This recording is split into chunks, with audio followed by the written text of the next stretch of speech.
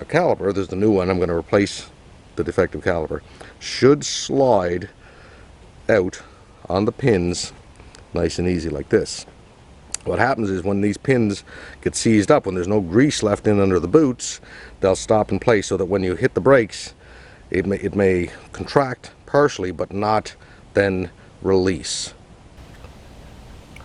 Remove the cap off of your brake master cylinder reservoir, which is in there on this vehicle. I have a container here to catch brake fluid.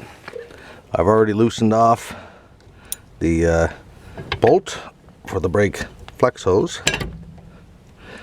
I got a tie wrap ready. I'm going to tie wrap this hose aside here. There we go. And you should wear gloves. I know I'm not following my own good example because I don't have any on here, but I'll move that out of there.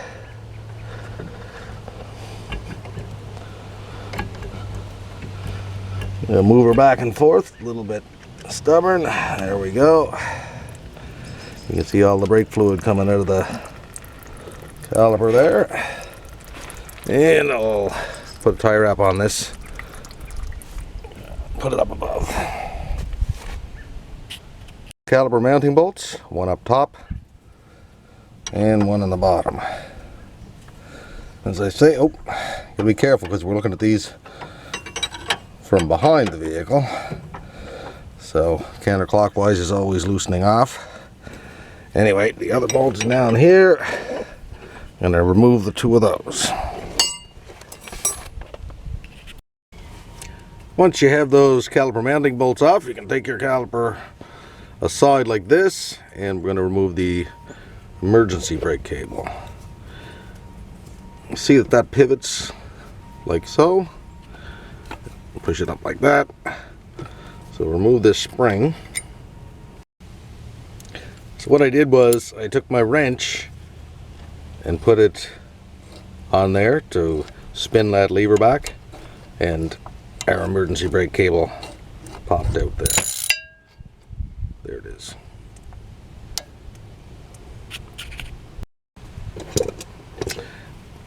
Now, if you can see on the end of the emergency brake cable here, our rubber fitting, you can see those little tabs sticking out there, and on the other side. We want to turn this so that those tabs line up with this slot here, and then this will slide back out of here. Okay, so I have the vice grips on the outside of the cable here. You can see how I can turn that like that. And right around there, I have our tabs on the end of the emergency brake cable lined up with the groove there. So getting that out of there was kind of a pain in the butt. What I had to end up doing was sticking the screwdriver in like this, getting leverage from this point, forcing that tab in, and then just wiggling it out like that. You can see we're just about out of there now. There we go. Caliper removed. Gonna go pretty much in reverse order here.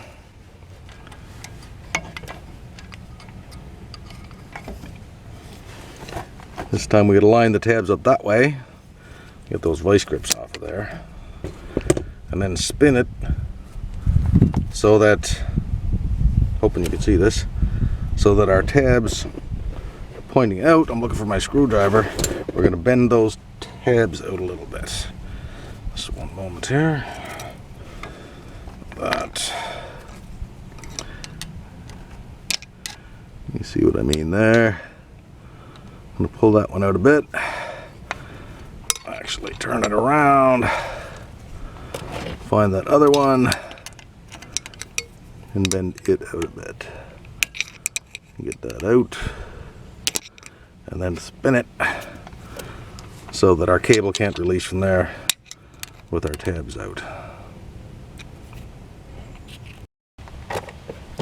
I'm hoping I can videotape this without knocking my camera over, So I have my 13mm, in this case, socket on down there.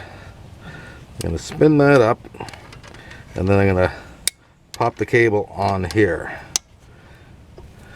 I'm going to pull this cable out and spin that back a bit.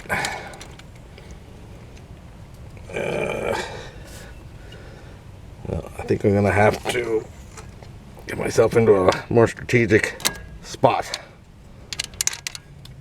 Anyway, you can see what I'm doing here.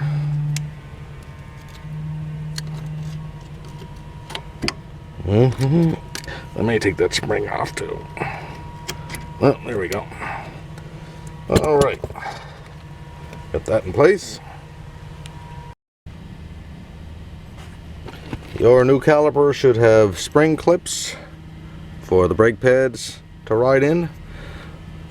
This side has the spring. Put that on the outside of your caliper. On the left, place your clip, and then the springy side push down.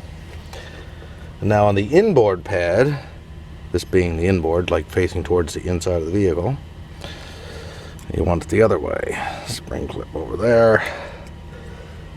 Place it. Hopefully I'm not going to block the camera. Push down. Do the same thing up at the top.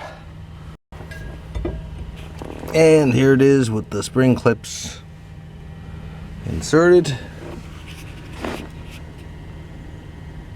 Just making sure that, again, you'll see that those spring clips have their position there. Now we're going to put our pads in place. When you install the inboard brake pad, make sure to have a look. And you can see here that the piston is seated nicely against that pad, because we want that, there's a middle dowel sticking out of that pad. I'll show you on this other one. Right there. And that has to go into the groove on our new caliper. Now this, because it's a new caliper, it should be positioned so that that will line up. But you can just double check by having a look there, and you'll see that the piston is flush against the brake pad. Now I'm going to install the outside pad. Yeah, one side into the spring clips, and push the other in. Those spring clips might move around a little bit like they are there now. Let's push it back with a screwdriver. There we go. So there, we got our pads in place. Mount that rotor. Next, install your two caliper mounting bolts. I just slid the caliper back over the rotor and tightened up those two bolts. Next, I'm going to cut our brake flex hose down from that tie wrap, and we'll install that. Actually, I'm going to give that a little cleaning with the wire brush first. So, your brake caliper kit should have come with two copper washers. Put one on that side of your banjo bolt. Slide it through. Put the other washer on that side of the bolt, and connect your brake flex hose.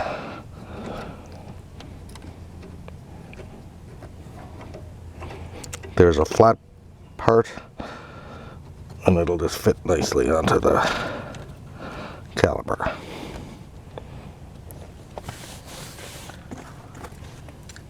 That does not have to be ridiculously tight. I believe you can look it up in your vehicle manual if you have one. I think 35 to 45 pounds is what it said in my book.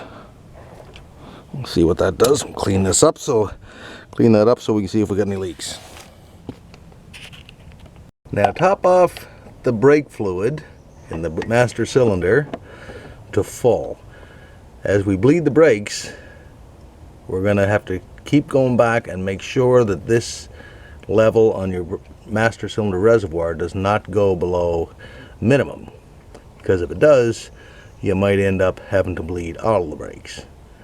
I'm using the turkey baster method here because this master cylinder reservoir is so hard to get at. Now that you've topped off your master cylinder reservoir, you pump the brakes. You're going to find them very soft, because now what we're doing is, as we put the pressure back onto the brake system, we're filling our new caliper with brake fluid. So pump until you feel some pressure back.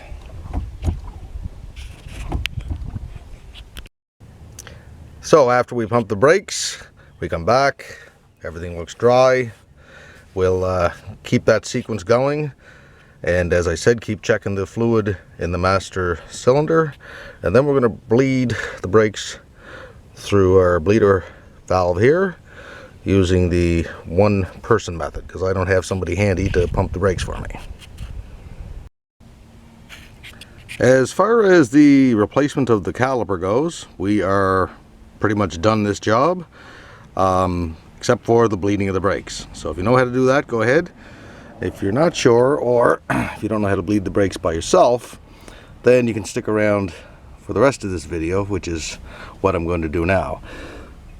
So what you're going to do is take a piece of clear plastic tubing, put it on the end of your brake bleeder valve, run it into a bottle, clear plastic bottle that's elevated, and make sure that your hose, you're going to have brake fluid in the bottle, and make sure that the hose there is down in the bottom of the bottle, which hopefully you can see it is.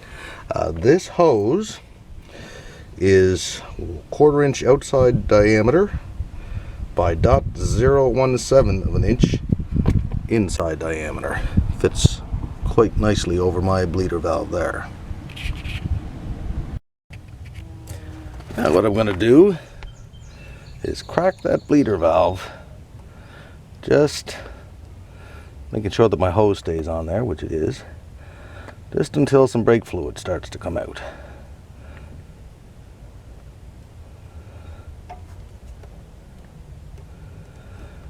And a little more than that.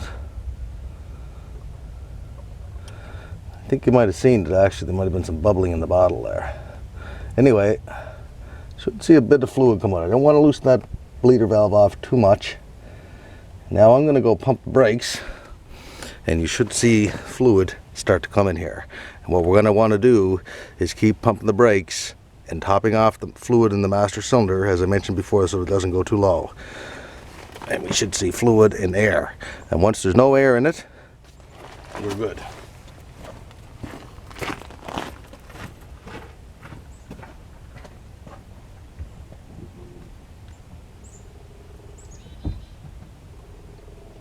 I'm pumping the brakes now.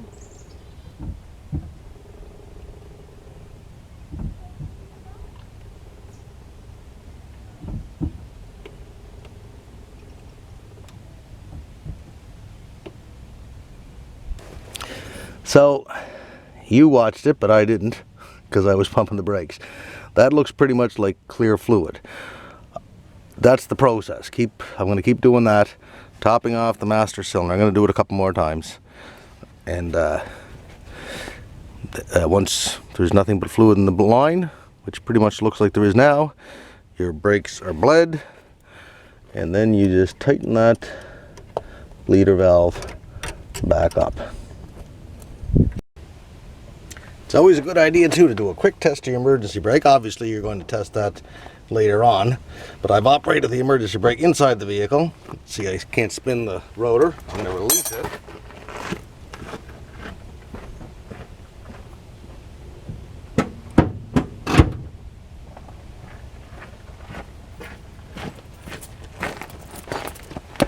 And I've released it from inside the vehicle, and now I can spin it.